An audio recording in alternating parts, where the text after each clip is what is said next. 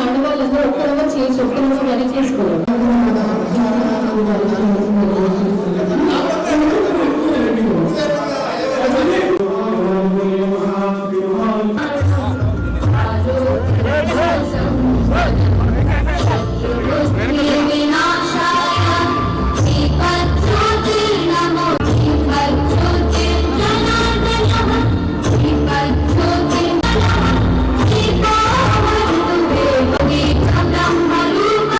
ప్రారంభోత్సవానికి స్వాగతం సుస్వాగతం పలుకుతూ sir students and propose to construct additional class rooms with sincere thanks and gratitude to Shri V Suprasad.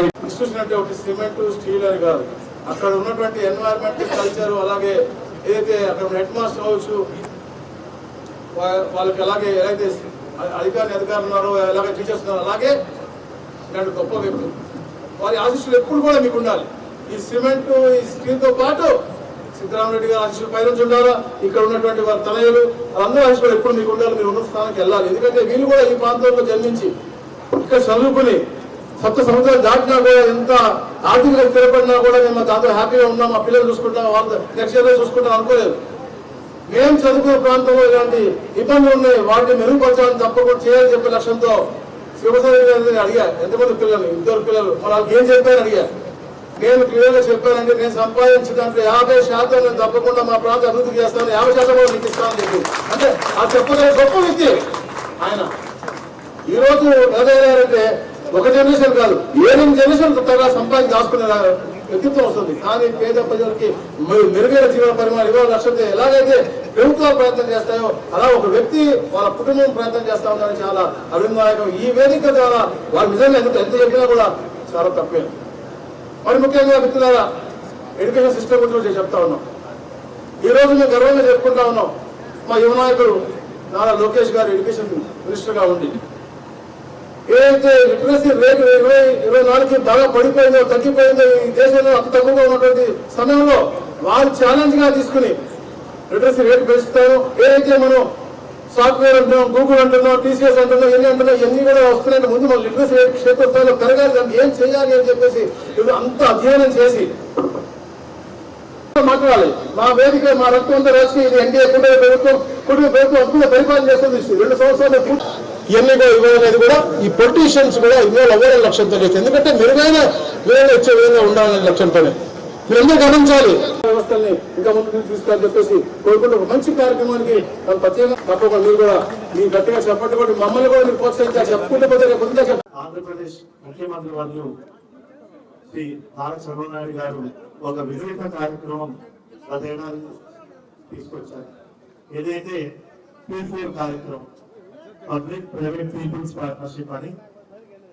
ఎందుకంటే సమాజంలో ప్రతి ఒక్క పనిని కూడా ప్రభుత్వం కొన్నిసార్లు చేయలేని పరిస్థితి. అట్లాంటప్పుడు ఏదైతే సమాజంలో కింద స్థాయి నుంచి పై స్థాయి వరకు వచ్చి ఎదిగి ఉన్నత శిఖరాలు వచ్చినటువంటి వాళ్ళందరూ కూడా బాటం 20% ఆదుకున్నట్టయితే మిగతా వాళ్ళు కూడా అప్లిఫ్ట్ అవుతారన్న గొప్ప కార్యక్రమానికి శ్రీకారం చుట్టారు.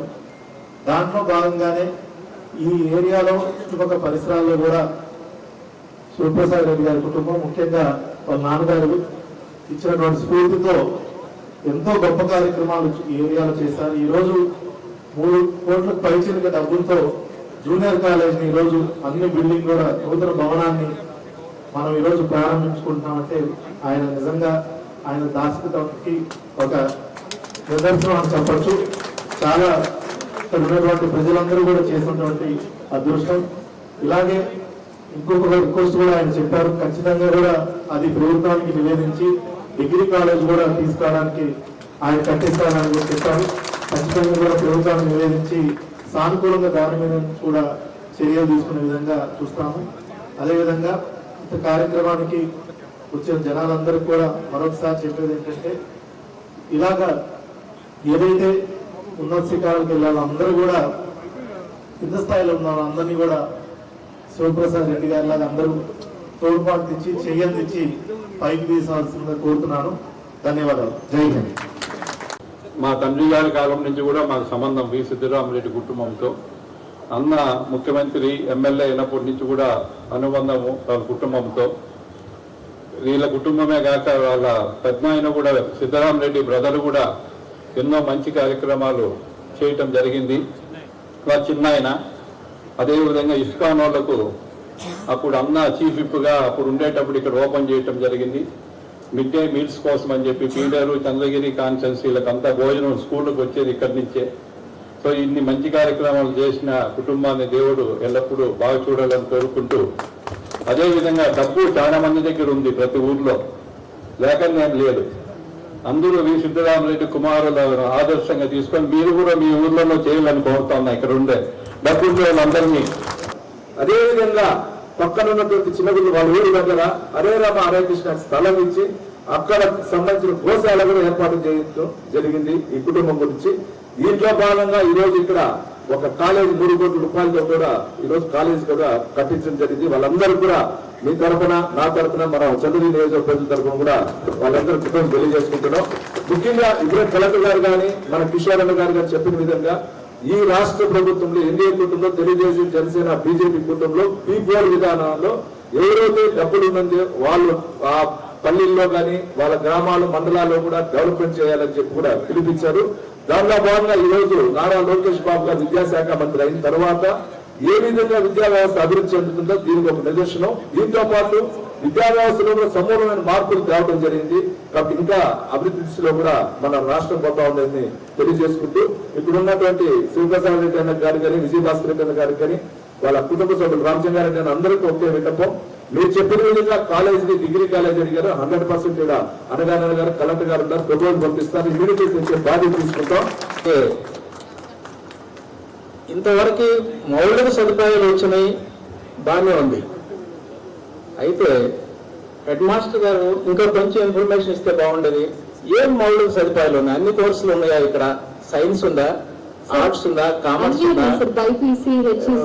అది చెప్తుంటే బాగుండేది. అయితే సైన్స్ లో ల్యాబ్స్ అవి ఉన్నాయా, కంప్యూటర్ ల్యాబ్స్ ఉన్నాయా? సో ఇవేమన్నా ఈ సందర్భంగా ఒకవేళ అవి లేకుండా ఉంటే ఎమ్మెల్యే గారినో ఎంపీ గారినో లేకపోతే మళ్ళీ దాతలను ఈ సందర్భంగా కూడా మీరు ఒక రిపోర్ట్ లాగా ఇచ్చుంటే మేము చాలా సంతోషపడేవాళ్ళము. ఇప్పటికైనా పంపించండి. ఏదన్నా లోపం ఉంటే మేము దాన్ని సరిచూడడానికి ఉంటుంది. అలాగే ఇంకొక ముఖ్యమైన విషయం, 250 మంది స్టూడెంట్స్ ఇక్కడ ఉన్నారని నాకు అర్థమవుతుంది. ఇప్పుడు మనం ఉన్న పరిస్థితిలో చైతన్య, నారాయణ, ఎక్సలెంట్, అది ఇది అని చెప్పి గోల్డ్ అని కాలేజీలు ఉన్న కాలంలో ఇట్లాంటి కాలేజీలో 250 మంది చదవటం చాలా అభినందనీయమైన విషయం. అయితే